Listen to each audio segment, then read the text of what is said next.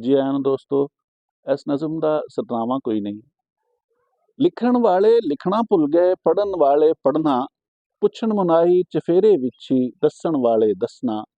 ਜ਼ੋਰ ਹਕਾਇਤੋਂ ਕਿੱਲਣ ਜਿਹੜੇ ਅਜਰ ਅਮਾਂਦਾ ਪਾਵਣ, ਚਿਖਾ ਦਹੀਲਾ ਗਿਰਾ ਵਸੀਲਾ, ਸੁਣਦੇ ਕੰਨ ਪਛਤਾਵਣ।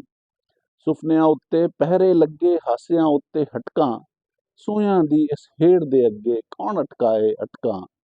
ਆਪਣੇ ਸੰਗਲ ਆਪੇ ਜੋੜੋ, ਕੂਣ ਤੋਂ ਪਹਿਲੋਂ ਤਕੜੀ ਲੋੜੋ, ਬੋਲਣ ਪਿੱਛੋਂ ਸਫਾਈਆਂ ਟੋਰੋ, ਫੇਰ ਵੀ ਦੁਆ ਦਾ ਲੜ ਨਾ ਛੋੜੋ। ਸੁਪਨੇ ਦੇ ਵਿੱਚ ਨੱਚੋ ਗਾਓ, ਨਾਟਕ ਖੇਡੋ, ਬੈਤ ਕਹਾਣੀ ਜੋੜ ਸੁਣਾਓ।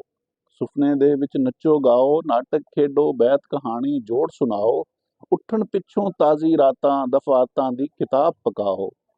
ਚੁੱਪ ਕਰ ਜਾਓ, ਪੋਲੇ ਪੋਲੇ ਲਿਖੇ ਸਾਵਾਂ ਦਾ ਅਹਿਦ ਨਿਭਾਓ। ਦੜ ਵਟ ਜਾਓ, ਤੌਬਾ ਦੀ ਮਾਲਾ ਜਪੋ, ਅਣ ਕੀਤੇ ਪਾਪ ਧੁਆਓ।